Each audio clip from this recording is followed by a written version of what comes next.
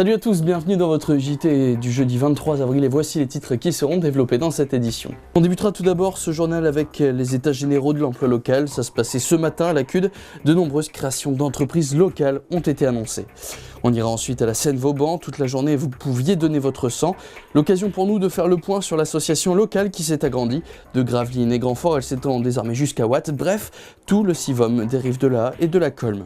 Et on terminera ce journal avec les examens de danse de l'école municipale, mais cette fois, il s'agit de l'examen de handi-danse. Et pour débuter ce journal, on se rend donc du côté du Cursal à Dunkerque où s'est déroulée ce jeudi matin la conférence de restitution des états généraux de l'emploi local. Rappelons que ces états généraux ont été lancés en septembre dernier par la communauté urbaine de Dunkerque avec pour objectif de mobiliser un maximum d'acteurs du territoire pour créer de l'emploi. Aujourd'hui, la première phase de ces états généraux s'est achevée. Pour le président de la CUD, Patrice Vergrit, l'heure est au bilan. Il a dévoilé au public les mesures issues de cette phase de concertation. Des mesures qui suivent 4 grandes orientations. Améliorer l'accompagnement des petites et moyennes entreprises, affirmer une vision d'avenir de l'économie locale, développer l'économie résidentielle et mettre l'humain au cœur de l'économie.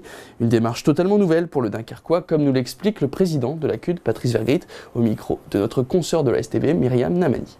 Il y a beaucoup de choses nouvelles dans la démarche aujourd'hui. D'abord, jamais on n'avait mobilisé tous les acteurs de cette manière autour de la problématique de l'emploi.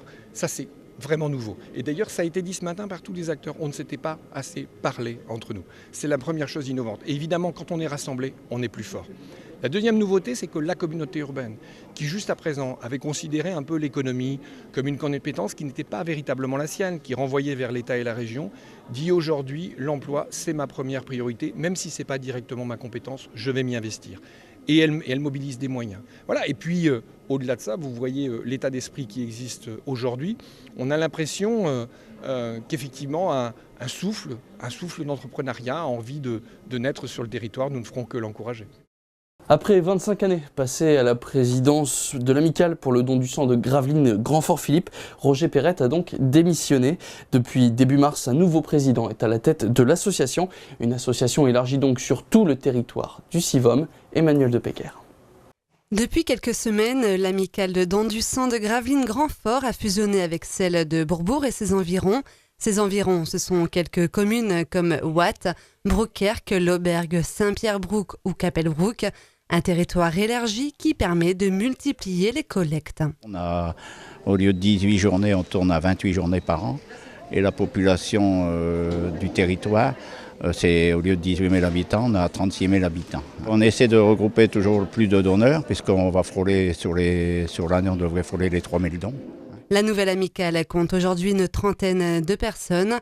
Pour les bénévoles, la fusion a amené des changements, surtout au niveau de l'adhésion. Ça permet d'avoir éventuellement plus de membres dans l'association et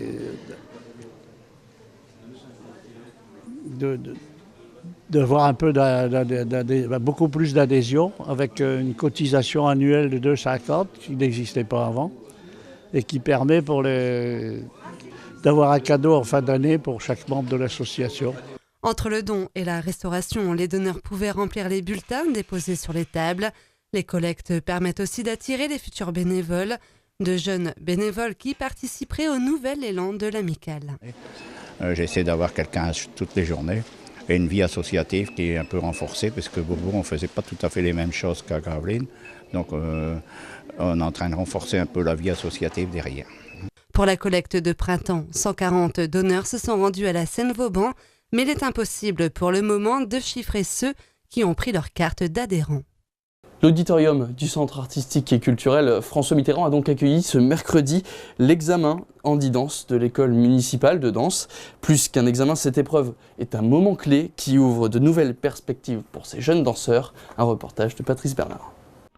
Ils étaient une vingtaine à passer leur examen handi-danse devant le public de l'école municipale de danse. L'occasion pour ces danseurs de restituer tous les apprentissages vus depuis le mois de septembre et de les mettre en pratique devant un public. Apprendre à connaître son corps, apprendre à avoir conscience de soi pour justement développer son potentiel et l'exprimer par le mouvement. On visait aussi le savoir dans les pas techniques, dans les temps de déplacement, gérer ses émotions, savoir faire face à ce stress, aux conditions d'examen, mais c'est surtout l'apprentissage de son corps.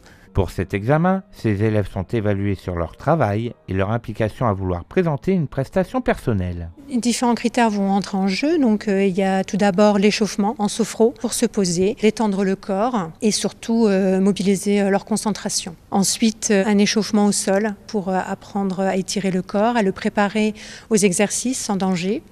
Et ensuite, les élèves passeront dans les diagonales. Ce sont des traversées de la salle avec des mouvements imposés qui doivent pouvoir restituer correctement.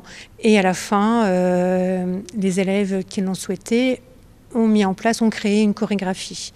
Une chorégraphie que ces élèves vont pouvoir reproduire lors du concours national Handi-Danse le 13 mai au Palais des Grottes de Cambrai. C'est tout de même une compétition nationale, donc c'est vrai que c'est stimulant, stressant peut-être, mais stimulant. Et puis c'est un cadeau extraordinaire de pouvoir montrer une réalisation apprise, un travail de longue haleine et d'avoir la joie de le partager avec un public et les membres du jury. Pour ceux qui le désirent, cet examen permet d'accéder aux autres cours de l'école municipale de danse, comme le cours classique ou jazz.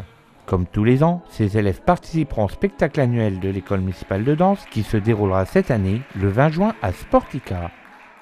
Voilà, c'est la fin de ce journal. Merci à tous de l'avoir suivi. Tout de suite, vous avez rendez-vous avec Michel Vière et son agenda sport. Aujourd'hui, il reçoit donc l'entraîneur de l'équipe féminine de l'USG, Véronique Rogerie. Quant à nous, on se retrouve donc demain pour un nouveau JT. Très bonne soirée à tous sur Delta TV.